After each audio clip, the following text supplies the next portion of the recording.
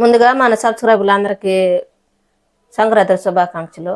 Hi friends, బాగున్నారా? మీరంతా బాగుండాలని కోరుకుంటాను. ఈ రోజు మన ఛానల్లో బెల్లం పొంగల్ చేసుకుంటాను. దానికి కావాల్సిన పదార్థాలు: ముందు ఒక గ్లాస్ బియ్యం తీసుకోవాలి. మనం అన్నం ఉన్నట్టుగానే రైస్ తీసుకుంటాను.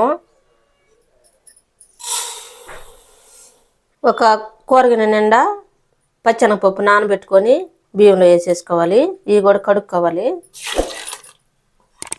ఇవి బాగా కడిగేసి వంచేసేయాలి.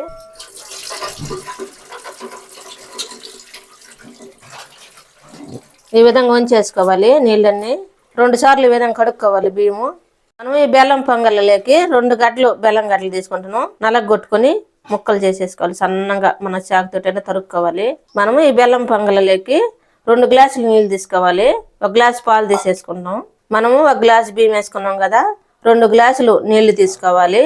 దానికోసము 1 గ్లాసు పాలు తీసుకుంటున్నాము.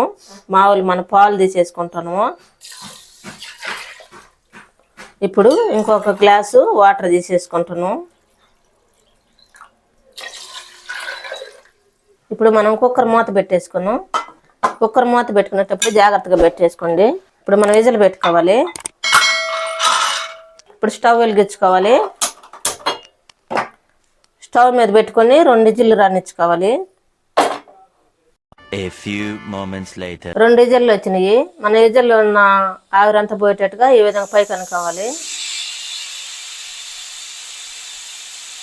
ఆవిరంతా పోయినాకనే మనం మూత తీసుకోవాలి.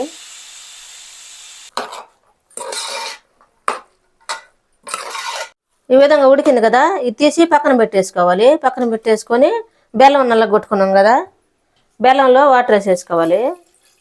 ఇది మనం పొయ్యి మీద పెట్టి ఉడికించుకోవాలి. మనం ఈ బెల్లం పొంగల్ చేసుకుంటున్నాం కదా, దాంట్లోకి ఒక చిప్ప కొబ్బరి తీసుకొని ఇది సన్నంగా కట్ చేసుకోవాలి ముక్కలు ముక్కలుగా. ఈ విధంగా గడ్డలన్నీ కరిగిన దాకా కరిగించుకోవాలి. గడ్డలు ఏమి ఉండకూడదు. ఈ విధంగా గడ్డలన్నీ కరిగిన తర్వాత మనం ముందుగా అన్నం ఉడకబెట్టుకున్నాం కదా, దాంట్లో పోసేసుకోవాలి.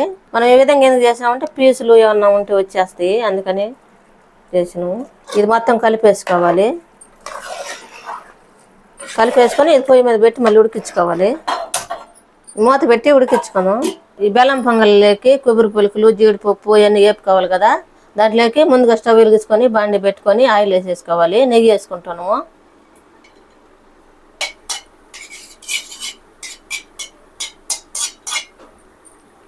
నెయ్యి బాగాడైన తర్వాత జీడిపప్పు కిస్మిస్ వేసి వేపుకోవాలి.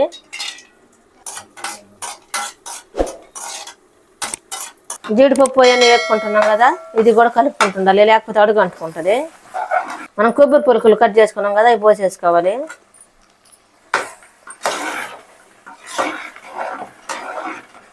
ఇప్పుడు మనం పొంగల్లోకి ఆలుక్కాయలు పొడి వేసుకుంటాము. ఒక 3 ఆలుక్కాయలు 4 ఆలుక్కాయలు దంచి వేసుకోవాలి. 4 వేసుకుంటున్నాం దంచి.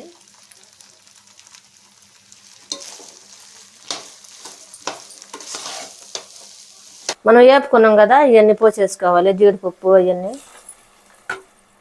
మొత్తం కలిపేసుకోవాలి. ఇప్పుడు స్టవ్ ఆపేసుకోవాలి. మనం ఇదంతా ఒక బౌల్లోకి తీసేసుకోవాలి. ఎంత టేస్టీగా ఉండే బెల్లం పొంగల్ రెడీ అయింది. మీరు కూడా మీ ఇంట్లో చేసుకుని ఎలా ఉందో మాకు కామెంట్లో పెట్టండి. లైక్ షేర్ చేయండి, సబ్స్క్రైబ్ చేసుకోండి, పక్కన బెల్ నొక్కండి. Thank for watching.